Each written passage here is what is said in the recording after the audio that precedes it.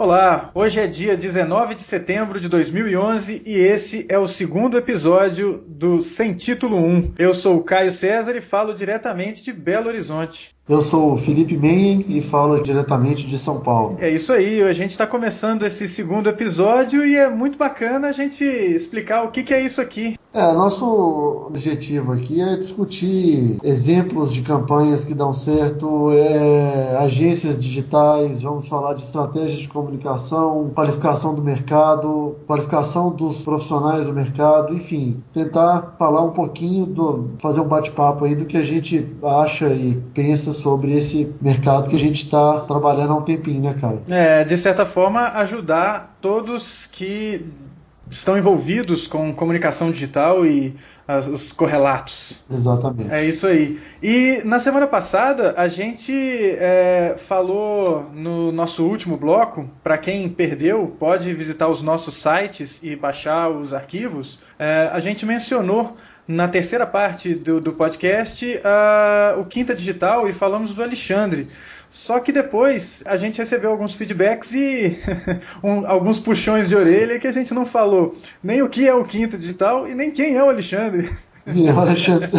Então vamos lá, para esclarecer, a gente estava falando do Quinta Digital, que é um projeto bem bacana, conduzido pelo Alexandre Stanislau, que é diretor de criação e dono, sócio, presidente da Bolt, que é uma agência digital daqui de Belo Horizonte. E o Quinta é um evento mensal que tinha começado no ano, se eu não me engano, 2009 ou 2010, durou um tempinho e parou.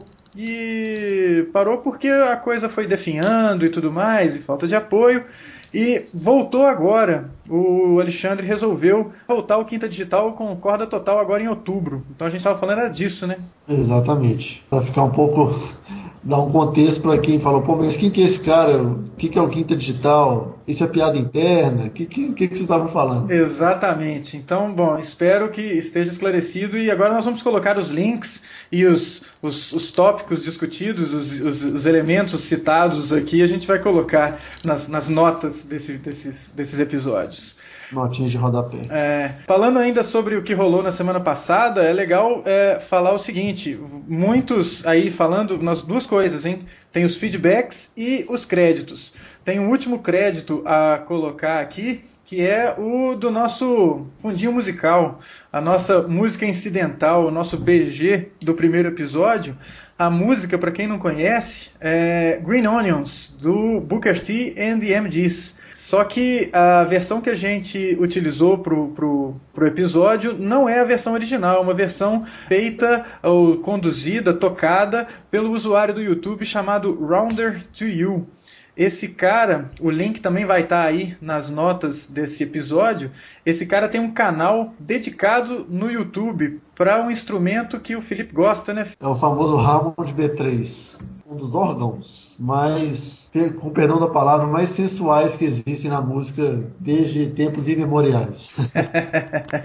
Ele que é o responsável pelo fundinho musical que a gente teve na semana passada. Fundinho este que algumas pessoas nos feedbacks, e aí é hora de agradecer os feedbacks, mencionaram que a gente talvez deva segurar um pouco a onda nesse fundinho musical. Acho que nós vamos fazer isso, tentar, né? Vamos experimentando. Isso aqui é um work in progress, né? Vamos experimentar mais algumas variações aí e agradecer ao Gilbert, ao Rodrigo Medeiros, a Ana Luísa, a Aline Ferreira, o Ricardo Junqueira, o vulgo Tecno, o Guilherme Silva, o Fábio Assis, o Luiz Carlos, o Bruno Milagres, todo esse pessoal que de uma forma ou de outra falou pra gente o que a gente acertou e o que a gente errou. Esperamos de alguma forma atender às solicitações e melhorar de acordo com as observações feitas, né, cara? Estamos aí. Exatamente, muito bem. Bacana, bacana. Então, vamos tocar para o primeiro assunto desta segunda empreitada? Vamos lá. O primeiro assunto de hoje a gente vai falar da famigerada concorrência e estratégia de comunicação. Ai. Puxa vida, hein, cara. Contextualizando. Concorrência e estratégia de comunicação, nós estamos falando do momento em que uma agência é contratada por um cliente, não é isso? Do momento da escolha do prestador de serviço. E de vez em quando eu acho que esse processo de escolha ele extrapola um pouco critérios que funcionam em outras áreas, mas que não funcionam na área de comunicação, né? E talvez colocar na mesa questões além, assim, eu já vi cliente querendo discutir antes até do cliente começar da agência começar um trabalho, querendo discutir, me mostra uma capa de um site, me mostra uma interna e me mostra um formulário de contato. Pô, mas... É engraçadíssimo, né, bicho? Porque o que uma agência de comunicação faz é vender serviço. E serviço é experiência. Então, fazer uma concorrência desse jeito é a mesma coisa de você chegar para 3 dentistas e falar para eles assim, olha, eu preciso fazer uma obturação. Vocês podem fazer aí, experimentar, e eu vou pagar aquela que eu achar que ficar melhor. Pô, qual é, né? Tem uma coisa muito errada nisso daí, que eu acho que vem lá do excesso de informalidade e da desvalorização da comunicação. Só pode ser disso daí que eu acho, sabe? É um negócio igual em tempos não tão imemoriais, você dava desconto num dos processos mais importantes só para ganhar o cliente. Quer dizer, você dava o desconto na criação.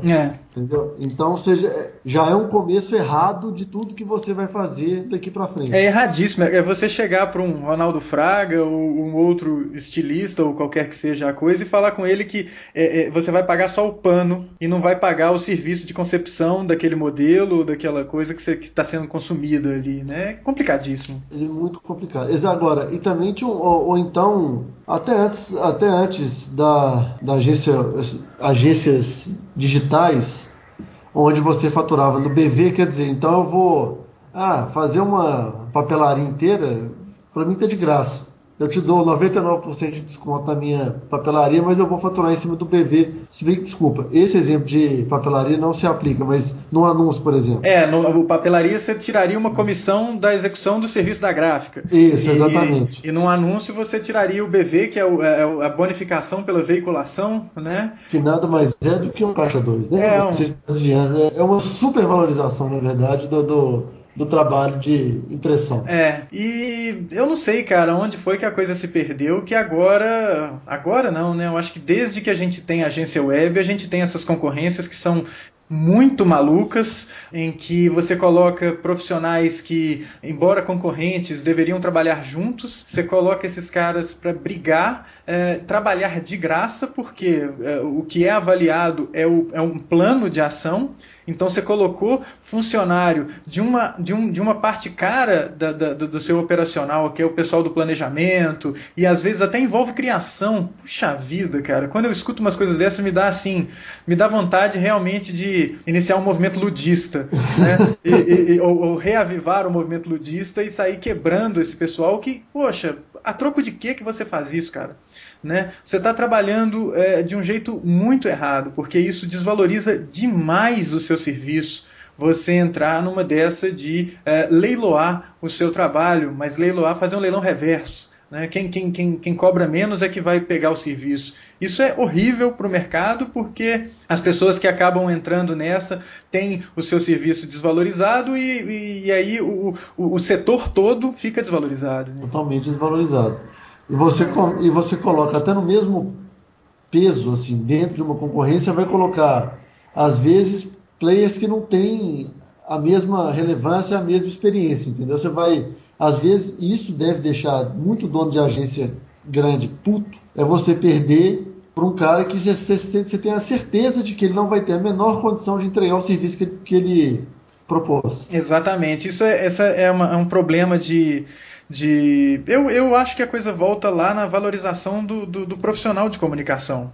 Porque a partir do momento em que, às vezes, pequenos de qualidade, porque eu conheço gente de agência pequena com, 7, 8 funcionários, 10 funcionários, que se recusa a participar de concorrência e está se mantendo aí há alguns anos nessa história. Né? Eu acho que a partir do momento em que as agências começarem a se recusar e falar, poxa, o meu serviço, você não pode pode comparar, cara. Não dá para comparar. Você pode comparar outras coisas. Você pode comparar, sei lá, banana. Você pode comparar pneu. Mas não compara poxa, criação de uma interface. Como é que você vai comparar isso? Como é que você vai comparar um serviço de, sei lá, de concepção de um planejamento de comunicação online de um ano? Sabe? Você tem que estabelecer, às vezes, requisitos para escolher as agências junto às quais você vai fazer uma consulta. Então fala assim, eu só vou fazer consulta com agência que tem esse expertise, ou que domine esse tipo de coisa, e por aí vai. Mas a partir do momento em que você chamou alguém para trabalhar, cara,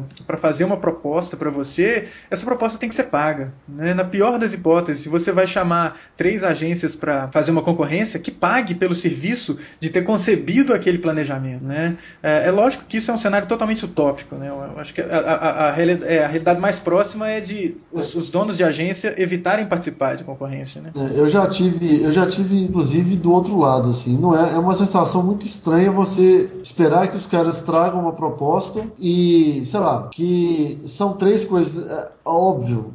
A gente está falando de pessoas, então assim, o jeito que eu penso a comunicação pode ser diferente do jeito que você pensa uma estratégia de comunicação. Não tem jeito de eu... Sim. É exatamente isso, assim. Então, por mais que você entre e fale, olha, quando eu estava do outro lado, quando eu era uma agência, a gente fazia desse jeito. Só que aí voltamos até na educação do cliente, o cara fala, não, mas eu escolho meu fornecedor, seja de pneu, seja de banana, ou seja de internet, eu sempre faço desse jeito. Aí você fala, pô, mas como é que você vai comparar coisas que são subjetivas, entendeu? Complicadíssimo, complicadíssimo. Eu não sei, eu acho que é igual dentista. Você, no máximo, se você não conhece os dentistas, você dá uma buscada em referências, pede indicações, e aí você vai a um dentista, paga pela consulta e vê qual é a desse dentista, se ele é um dentista de verdade, ou se ele é um açougueiro, alguma coisa assim. E uma vez que você pagou a consulta, você fala, então vamos fazer o serviço. E aí você continua com o tratamento, então fala, não, muito obrigado, eu vou pensar e hoje eu estou sem tempo, e você nunca mais volta. Mas você pagou por aquela consulta. Com comunicação isso não acontece. E o pior é que muito dono de agência acaba com medo de perder o serviço, acaba abrindo mão dessa dignidade ou dessa prerrogativa básica de qualquer empresa e começa a trabalhar de graça. E isso é muito ruim. Eu acho que, é claro, é um desafio e é complicado, mas eu acho que é importante que o cara se coloque e fale, eu não vou trabalhar desse jeito. Né? Uma vez eu li, não me lembro quem que escreveu isso, mas foi falando sobre o serviço de comunicação, né? Trabalhe de graça ou trabalhe cobrando muito caro, mas nunca trabalhe cobrando pouquinho. Então você vai trabalhar de graça mesmo, fala assim, eu vou fazer isso daqui de filantropia, né? Porque eu acho que é uma causa bacana, então eu vou trabalhar de graça, ou eu vou cobrar o preço verdadeiro do negócio, né? Porque, né? Mas nunca fazer leilão de preço, porque isso só detona com a sua vida, né? Eu acho até que é uma discussão que a gente pode, mais pra frente, chamar algum diretor de agência para tecer os comentários a respeito desse assunto, entendeu? Assim, se é possível fazer de um jeito diferente, ou se há alguma chance de você conseguir valorizar o processo de criação antes de você entregar uma proposta. Se algum dia você já foi pago por esse tipo de serviço. Eu, infelizmente, acho que 100% vai falar que não. Apresentei uma proposta, perdi e perdi tempo também, assim. Fica aí aberta o caminho, o e-mail, o formulário de contato para vocês, donos de agência, discutirem um pouco com a gente a respeito desse assunto também, por favor. Mandem as suas colaborações, mandem as suas posições sobre isso e já de antemão saibam a minha. Eu acho que esse tipo de coisa é muito, muito, muito prejudicial para o mercado como um todo. Toda vez que alguém participa de concorrência de comunicação, você está jogando todo o seu serviço, toda a sua história no lixo, né? É o mesmo esquema de... A gente trabalhava junto aí, em cabeça. Certa vez eu tive que atender um dos clientes da empresa para a qual nós dois trabalhávamos há 10 anos, 11 anos, e o camarada falou, vem às 6h30, porque aí eu já tô livre, porque acabou o expediente. Eu falei, bom, mas às 6h30 já acabou o meu expediente também, então vai ser complicado de eu ir, né? Ah, mas é porque eu tenho mais tempo. Eu falo, mas comunicação se trabalha fora do seu expediente? Comunicação não é uma coisa do seu trabalho, não? E aí o cliente não gostou muito dessa minha atitude, né? Mas, de qualquer forma, cara, quando a gente abaixa a cabeça e faz esse tipo de coisa de eu vou te atender depois das 6, eu vou fazer isso, eu vou negociar preço com você, mesmo sabendo que a minha estrutura tem um custo muito alto de se manter, ou o que quer que seja, quando a gente faz isso, a gente está prejudicando o mercado como um todo. Isso é péssimo. Eu tô muito com você nessa, Caio. Eu acho que essa prática ela não ajuda o mercado em nenhum dos pontos. Quer dizer, não ajuda o cliente, não ajuda o fornecedor, não ajuda o profissional. Exato. Não, comunicação não é uma coisa que você compra pela coluna da direita do cardápio, cara. Não é. De jeito nenhum. De maneira alguma. E eu gostaria de ver, assim, a argumentação de quem participa disso tentando me convencer, porque não é possível que exista algum argumento bacana que defenda essa prática de disputar preço. Cara, é horrível. Agora, aliás, talvez você escolha comunicação pelo lado direito do cardápio, pela coluna da direita. Uhum. Só depende, é igual você vai a um restaurante. Talvez eu consiga pagar por um vinho X, mas eu também não vou conseguir, mas eu também não vou chegar pro cara, pra vinícola que faz o vinho mais caro, e falar, cara, vem aqui, me apresenta o seu vinho, por favor, que eu quero provar. E ao mesmo tempo eu vou chamar a vinícola do sangue de boi e colocar a do meio, e na verdade é só um jeito de eu, dentro dessa analogia, é só um jeito de eu tomar um gole do melhor vinho, entendeu? Isso. E às vezes falar pro sangue de boi, olha, faz igual ele. Puxa vida, né, cara? Tudo errado nesse processo. O cliente tá dando uma despertalhão. Exatamente. E o cara que entra nessa tá se prejudicando muito. Não que a gente tenha sempre que ficar pagando mais caro quando a gente vai consumir serviço de comunicação, mas que a gente tem que ter um budget e tem que buscar o fornecedor que vai nos atender dentro daquele budget. Não adianta a gente ficar querendo encaixar, sei lá, maçã dentro do buraco da banana. Não vai entrar. Enfim, quero ouvir o que a pessoa que participa desse tipo ou a empresa que participa disso tem a dizer. Vamos esperar, né, se alguém se manifesta. A gente mencionou na semana passada o profissional príncipe encantado, né?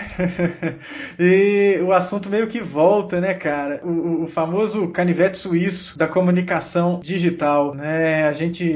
Eu vejo isso muito aluno falando, poxa, professor, eu vou buscar um estágio e aí o cara quer que eu saiba Flash, Dreamweaver, Photoshop, CorelDRAW, PHP, MySQL e jQuery. Eu falo assim, bom, você escolhe uma dessas coisas aí, vai ser bom nisso. E fuja desse cara que quer te contratar querendo te pagar um salário mínimo e exigindo que você tenha isso tudo, né? Esse é o cara canivete suíço. Esse cara não existe mais, né, bicho? Hoje esse cara a analogia dele é um pato, né? O que você acha? Que não voa, não nada e não anda na terra. Não anda. Caio, eu já vi assim, muita gente que é contra esse profissional, entendeu? Assim, me inclui nessa lista aí, eu também não... O cara que desenha, produz, programa, canta, dança e é modelo de manequim nas horas vagas. Mas eu acho que, bicho, ele é um cara que ele tem um valor. Assim, eu não posso abrir mão de um cara desse dentro de uma equipe. Mais uma vez, voltando no que eu posso oferecer e no meu orçamento, entendeu? É óbvio que se eu puder escolher, se eu fosse um dono de agência, eu tivesse uma agência, é óbvio que eu queria querer ter um cara queria ter um designer, um programador, um planejamento, um cara de conteúdo, um cara para fazer a produção e tal, etc e tal. Só que, porra, não dá, velho. Às vezes a mão de... Aí, mais uma vez, a gente pode voltar para o nosso assunto da semana passada. Não sei se é por falta de oferta no mercado, ou não sei se não tem essa demanda, mas assim, talvez seja difícil você achar um cara que seja bom, um cara que é bom só em uma coisa. Entendi. E talvez eu não tenha estrutura para manter um cara bom em alguma coisa. E as coisas, elas meio são correlatas, assim. O cara que é programador, ele tem grande chance de ser um cara que seja HTML e CSS. Eu sei onde é que você quer chegar, cara, mas talvez aí não seja o caso de contratar um canivete suíço, mas buscar aquele cara que o povo de RH costuma chamar de profissional T, né? Aquele cara que tem um conhecimento em várias áreas, mas ele aprofunda o conhecimento dele numa área. Talvez seja mais por aí, né? O cara, porque é o tal negócio, bicho. O cara que é um programador, que é um desenvolvedor, ele vai sacar muito de desenvolvimento. Ele vai quebrar o galho com CSS ou com HTML, né? Mas o negócio dele às vezes é outro. O mesmo esquema de um cara que, sei lá, faz direção de arte. O cara faz direção de arte, ele é um bom diretor de arte, ele sabe, tem uma excelente noção, um conhecimento aprofundado de distribuição dos elementos e por aí vai. E ele quebra o galho fazendo, sei lá, interações e animações com o Flash. Mas isso não vai fazer dele um motion designer, né? Mas é legal que ele saiba mais ou menos do que se trata ali, né? Não sei se a gente deve, sei lá, buscar esse cara que conhece tudo. Eu não sei se esse cara existe. Esse cara existiu na época do Webmaster. O Webmaster, né, não existe mais. Webmaster faz... não... Mas o cara... Mas assim, eu entendi a diferença, assim.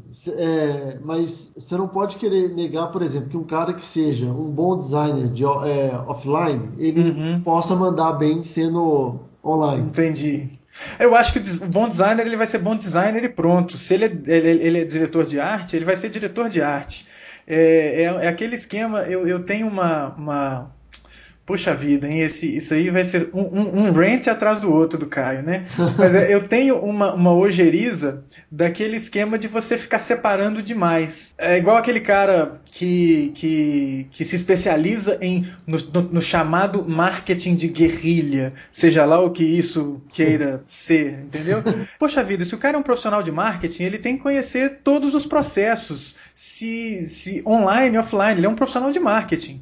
Se o cara é um diretor de arte, ele vai ser um bom diretor de arte, né? Ele tem que estudar. E aí ele tem que ser bom diretor de arte. Ele vai entender qual que é a diferença entre, sei lá, uma peça impressa, um cartaz e um cartão de visitas e uma tela, né? E por isso que eu acho que o cara tem que ter um foco, uma especialização. E a especialização que eu falo não é eu sou designer de interface para a web. Não, eu sou designer de interface. Eu vou desenhar qualquer tipo de interface, desde um folder ou um formulário para o cara fazer uma inscrição preenchendo a caneta a uma tela, né? Eu defendo esse tipo de posição, né? Eu acho que esse cara pode vir a conhecer coisas das áreas fora do hall de especialidade, exatamente, né? Mas assim, exigir que esse cara que faz a interface, que ele também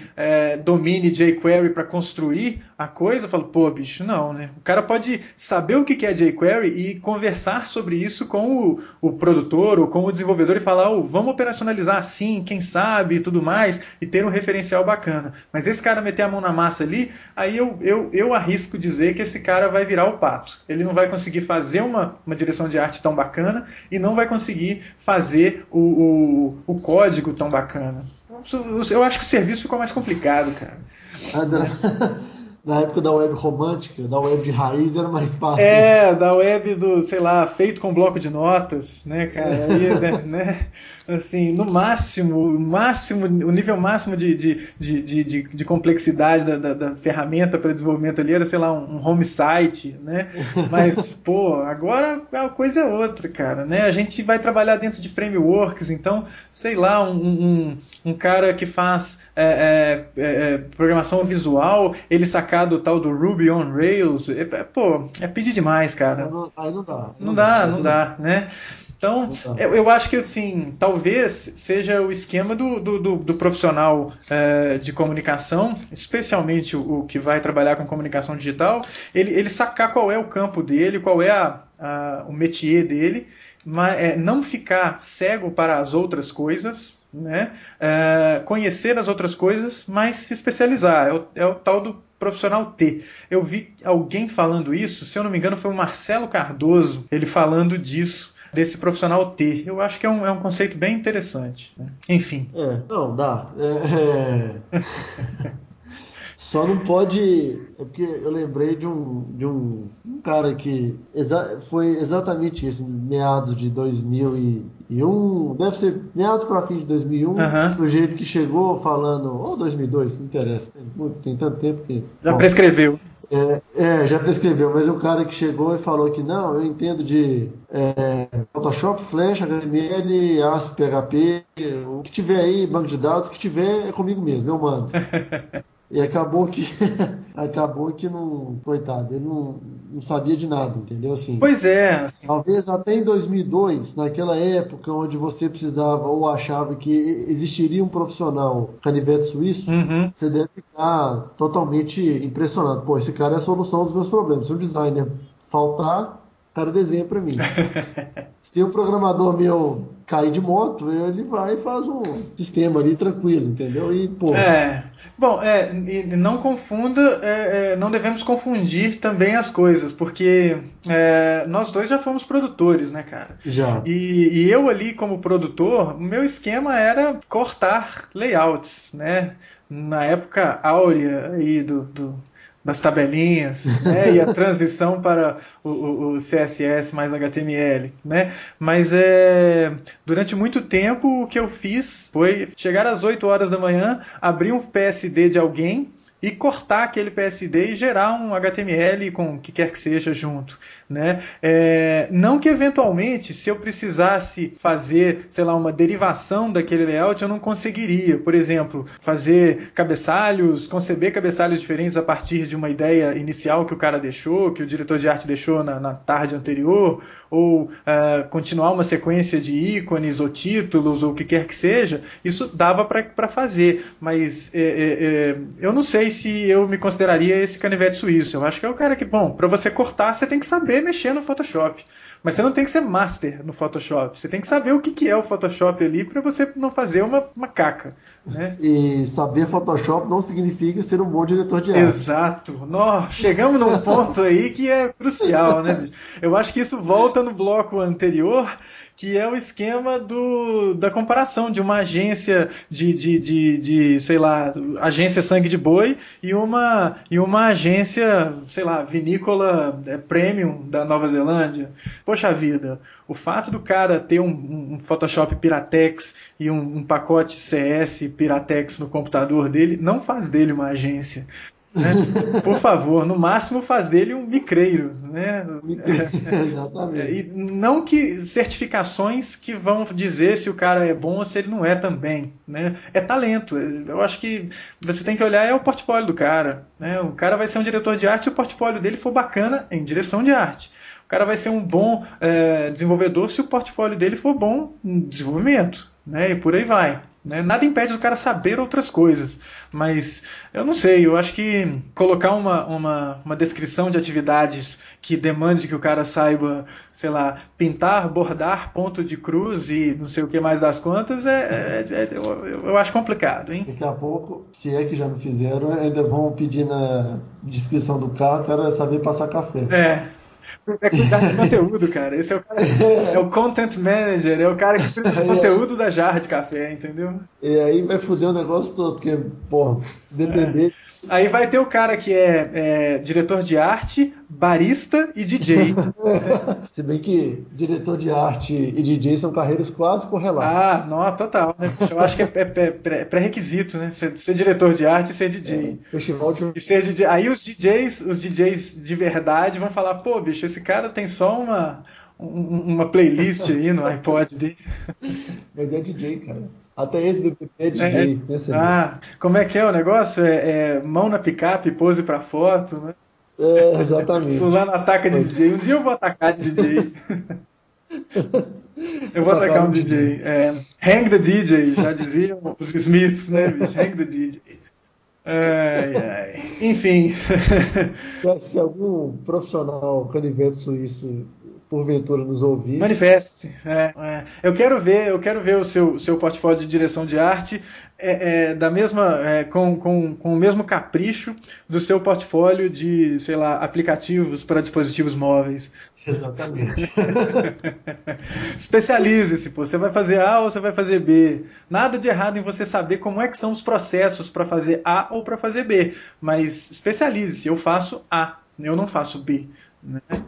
Enfim. E não há nada de mal também em querer fazer o B como hobby, se você domina a área, entendeu? Sim. Você só vai passar a cobrar para fazer o B se você se especializar né, e ter qualidade, tiver qualidade. Não adianta nada, né?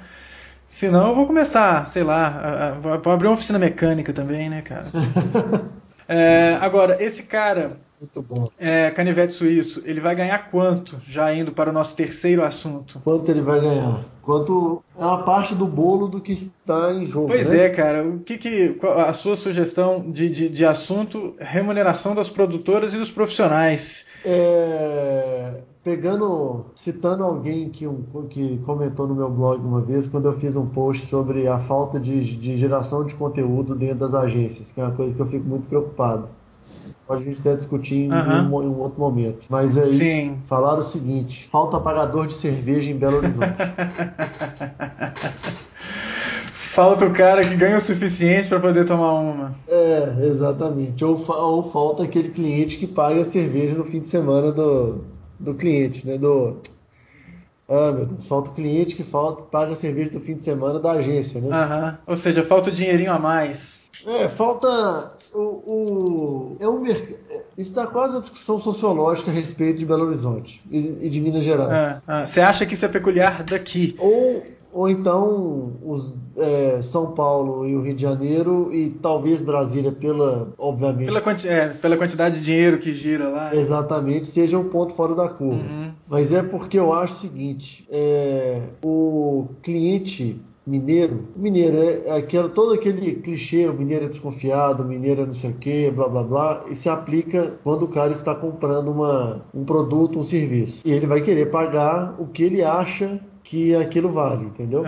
Então, assim, eu já vi negociação aqui em São Paulo, sim. do cara fazer uma reunião e aí, tipo, então a gente se fala para decidir isso. Aí, em Minas Gerais, seria o seguinte: então beleza, amanhã você me liga, o cara te liga na semana que vem, daqui a 3 reuniões você vai ter o fechamento ou não do seu negócio. Eu já vi aqui em São Paulo esse negócio que vai falar assim: não, bicho, peraí, segura aí, 15 minutos que eu vou decidir isso.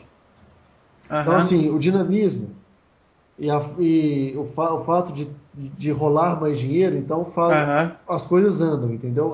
Aí eu já vi assim, você oferecer uma solução, cara, uma solução completa, assim, redesenhar um site inteiro, fazer o sistema todo, fazer o negócio funcionar, aí o cara paga, sei lá, 30 mil reais. Isso tá muito caro. Eu não vou pagar isso, não. Eu conheço gente que faz isso por 10, aí o cara vai ter que ir cortando ou vai ter que baixar o preço, né? Pouco dinheiro rolando significa pouco salário, o salário mais baixo, né? Sim.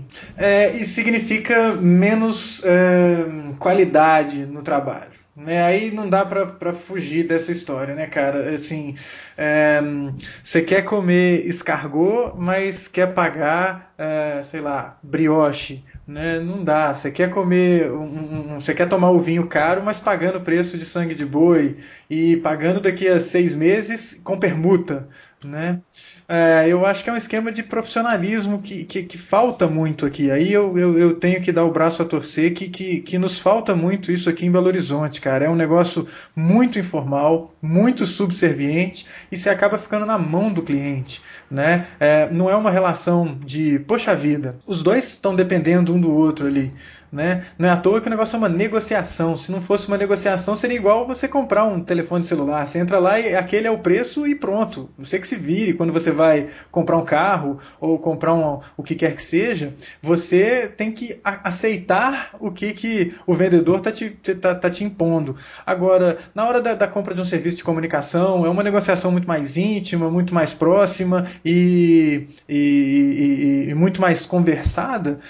O prestador de serviço serviço ele se coloca assim de uma maneira muito subserviente e muito pouco profissional. Ele se desvaloriza muito aceitando esse tipo de coisa. E aí isso vira uma bola de neve, porque o serviço que ele acaba prestando é um serviço porco e é um serviço pouco profissional. Aquele esquema de prometem a coisa entregue tal dia, tal hora, mas nunca vai ser entregue naquele dia e naquela hora, sempre vai ter um problema, e aí a coisa vai se arrastando, tudo se arrasta e, sei lá, né? Inclusive o pagamento, né? Mas eu não sei nem se isso, assim, a culpa é, se todo o fornecedor ele entra numa reunião de maneira subserviente, assim. Uhum. Às vezes o cara ele já entra vendido porque apareceu um outro fornecedor picareta que ofereceu um preço muito mais baixo, e aí até por, mais uma vez, a falta de cultura do cliente, porque, querendo ou não, é um negócio de 15 anos, 12 anos, mas ainda é um negócio novo, assim. Então, cara, por falta dessa cultura, ele vai ficar balançado. Pô, como é que você vem me oferecer um serviço de 40 mil reais, e se tem um cara que quer me oferecer um serviço de, sei lá, 7.500, ou aparece um profissional canivete suíço e fala, eu faço isso tudo sozinho por 4 mil. É complicado, cara, é um negócio de educação do cliente, né? O cliente também sacar do que ele está comprando. E aí, bicho, não tem como, a conversa vai voltar na profissionalização do mercado. O mercado, e quando eu falo mercado, é quem está atuando ali, né? Tanto comprando quanto vendendo o serviço. E talvez a iniciativa deva ser de quem está fornecendo o serviço, que é de, poxa, o meu negócio é esse, cara. E pronto, e acabou, né? Ah, mas tem outro que faz mais barato. Meu, vai lá, vai na fé, seja feliz e pro que você precisar, nós estamos aí. Só que o meu serviço custa tanto. Você não vai lá, sei lá, acho que eu acabei de dar um bicudo aqui no microfone. Você não vai lá no Ivo Pitangui e falar, ô Ivo Pitangui, faz o seguinte, tira essa verruga aqui do meu nariz e eu te pago 100 reais, que é o preço que sei lá, a moça da clínica de estética vai me cobrar. Ele vai falar, cara, você está no lugar errado, não é assim que a coisa funciona aqui, né? E eu acho que deveria ser assim, sabe? A agência, o profissional, eles deveriam se colocar e falar, olha, vai ser de tal maneira. E o acordado não sai caro, né? Não sei. Você colocou uma observação que é um reflexo do mercado mineiro, alguma coisa assim. Eu acho que aqui tem muito disso, né? Dessa subserviência, dessa posição peculiar dos prestadores de serviço, que é de já atender desse jeito e não esperar a coisa ser resolvida facilmente, ou só saber que vai ser contratado depois que fez 30% do serviço, o que é horrível, né? E eu acho que é por isso que tem muita agência de São Paulo abrindo filial aqui em Belo Horizonte, e a filial nada mais é do que uma sweatshop, né, bicho? Bota os desenvolvedores que ganham menos, que são os mineiros, que eles não têm o custo de vida de São Paulo, bota esses caras dentro de uma sala fechada lá em Belo Horizonte e vamos botar, sei lá, a metodologia é a mesma da terceirização do call center para a Índia, né, cara? Vamos pagar aqueles caras lá que eles são mais baratos. Não sei se era para esse lado que você estava imaginando a discussão, né? Não só desse, assim, claro que quando você está no mercado, aí é outra questão. Quando você está no mercado que o custo de vida é menor, você vai, obviamente, é sinal de que rola menos dinheiro na cidade, né? Uhum. Agora, entre esse menos dinheiro e o fato do cliente querer pagar pouco, eu acho que ainda tem alguma coisa para a gente conseguir discutir, entendeu?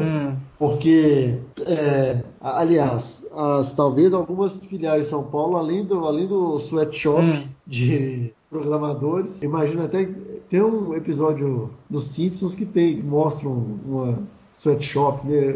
Tô até lembrando aqui. Coloca também um cara de atendimento, que vai que você consegue ainda pegar um clientinho para... Não, e até aquele esquema, né? Essas agências de fora de Belo Horizonte, quando abrem escritório aqui, elas crescem a cobiça do cliente que quer ser atendido por uma agência grande. Então ele acaba botando um comercialzinho ali, um atendimento às vezes, e cobrando o olho na cara. É engraçadíssimo isso. Outro sinal do mercado, da clientela Belo Horizontina, que acha legal. Não, se é de São Paulo é bom, não é melhor. Belo Horizonte que me atende. O Porque, bicho, honestamente, é uma besteira sem tamanho, entendeu? É uma besteira enorme. Imaginar que cliente, que a agência em São Paulo é maravilha, a agência no Rio é maravilha e todas de Belo Horizonte é uma bosta. Então tem que ser da mesma forma com os clientes, né, bicho? Os clientes de fora são bacanas e os clientes daqui que são porcaria. Olha, bicho, eu vou correr o risco de soar muito repetitivo, mas é um esquema de amadurecimento do mercado, de profissionalismo, sei lá, cara, né? Assim, por pior que seja o exemplo, você vai conversar com, sei lá, uma concierge em São Paulo, ou no Rio, ou no Recife, né, que são cidades acostumadas a receber gente, vai conversar com o concierge aqui em Belo Horizonte, você tem uma experiência muito distinta, né, cara? Muito distinto. Muito distinta. É um negócio assim que mostra que falta um amadurecimento no mercado, né? Enfim. Como um todo. Eu não sei, cara. Eu daria o toque tanto para consumidores do serviço, ou seja, clientes, quanto para quem presta o serviço. Eu falaria, poxa vida, né? Será que você faria a mesma coisa com um dentista, com um advogado? Advogado é um exemplo muito bacana, né, cara? Porque você tem advogado de todos os preços. E aí você vai contratar uma consultoria jurídica daquele cara que vai te cobrar pouquinho e que é só ele e tudo mais, ou você, dependendo da sua necessidade, né, de quanto está em jogo, se é a sua liberdade, ou se é uma multa gigantesca, ou se é uma causa, uma querela, uma disputa com sócio, alguma coisa enorme, se você vai deixar isso na mão de sei lá, de um advogado pouco experiente, ou que fala que ele cuida de tudo, né, de direito de família, direito de trabalho, previdenciário e tributário, ou você vai direto no cara que cuida daquilo que você precisa, né? Eu acho que o esquema aqui em comunicação deveria ser assim, cara. Então, cada um atuando na sua posição, e você não vê escritório de direito ou de advogados fazendo disputa. Fazendo disputa e falando, poxa, não, a gente vai negociando, a gente vai... Não é assim, cara. A coisa é essa e você me paga e acabou, né? Então... É engraçado, só pegando esse exemplo da advocacia, você vê muito assim, tipo, não, eu vou pra fulano porque fulano é o cara mais foda em penal. Aliás, torça na vida para você nunca precisar de um advogado penal. O cara é o cara mais foda em tributário, em direito, sei lá, enfim. Eu acho que a gente deve torcer para nunca precisar de um advogado, né? Exatamente. Mas vai que você precisa de um advogado. Então, assim, talvez é um exemplo que as agências e os profissionais de comunicação deveriam seguir. Entendeu? Tipo assim, eu sou um cara bom em X. Isso aí já volta para o segundo assunto. A gente fica andando aqui de um lado para o outro. Se fizesse um infográfico das nossas andanças, ia ser uma caracol. Série de setas e um caracol. É um caracol. Mas enfim, bicho, eu acho que o esquema de você ter o cara que paga em dia, ou o cara que paga o valor correto pelo serviço, vai depender de como a gente se posiciona na hora de cobrar pelo serviço também, na hora de vender o serviço. Então a gente precisa melhorar também as nossas práticas. Eu falo especificamente aqui de Belo Horizonte, né? Em São Paulo a coisa é um pouco diferente, né? Se bem que fazendo serviço de consultoria, eu já consegui serviços em São Paulo mostrando uma proposta como eu sempre mostro, né? Certa vez eu atendi um cliente em São Paulo, mostrando a ele uma proposta nos moldes que eu sempre mostrei propostas, e essa pessoa falou, poxa vida, mas você vai me fazer isso cobrando esse preço? Eu falei, cara, esse é o preço aqui que a gente paga, esse é o preço justo. Tá, porque tá um pouco abaixo do que eu pago aqui em São Paulo, mas a documentação que você me entregou tá maior. Eu falei, poxa, que bom para você, né? E pensando comigo aqui, puxa vida, eu devia ter aumentado um pouquinho ali a minha gordura, mas enfim. E não foi uma vez só, foi umas 2 ou 3 vezes que isso aconteceu, né? De ter uma documentação que era bacana e que atendia às necessidades, às especificações, e um preço inferior. É óbvio que o preço estava compatível com Belo Horizonte, né? Aí é óbvio que tem o fator inocência do Caio, né?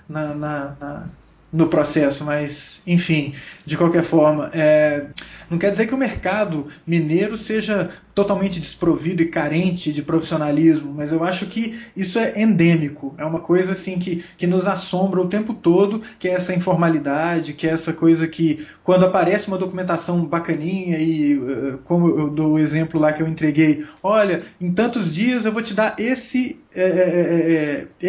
documento e eu vou precisar disso, daquilo outro, para daqui a tantos outros dias nós te entregarmos esse outro documento ou essa outra especificação e por aí vai. Falta isso, sabe? Sei lá, né? Eu acho que fica até uma sugestão para a AMAD, que é a Associação Mineira de Agências Digitais. Fica uma dica para eles que eu acho que é interessante, que é fazer um evento, chamar as principais agências que fazem parte da associação, chamar os principais clientes, fazer um dia, uma manhã, que seja uma rodada de conversa, e você é um primeiro passo que eu acho que você consegue qualificar o seu cliente. Eu acho que qualificando o cliente sem cobrar, não é fazer, tipo, você abrir o bolso e fazer, olha, esse evento é um evento grátis, a gente quer que você venha e entenda como funciona o mercado, entendeu? É uma troca de ideias, porque você qualifica o cliente, qualificando o cliente, você qualifica o mercado e se qualifica. E você dá a chance do cliente também mostrar o lado dele, entendeu? Porque se tem um profissional que gosta de esculhambar cliente em piadinha interna, é o de comunicação. E às vezes, pô, o cara eu fico imaginando esse mecânico fazer esse tipo de piada também, entendeu?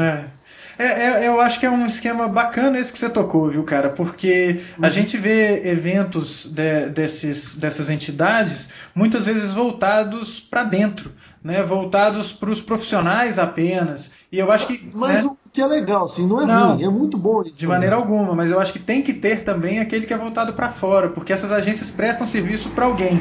Então vamos conversar com esse alguém aí. Né? De preferência não quando tem uma moto passando do seu lado e acelerando, mas vamos conversar com esse cliente para que ele, sei lá, ele entenda o que eu faço e ele entenda como é que o mercado funciona, né? E por aí vai. Exatamente. Fica a dica. Enfim, acho que a gente pode encerrar aqui. O que você acha, cara? Eu também acho. Chegamos no final.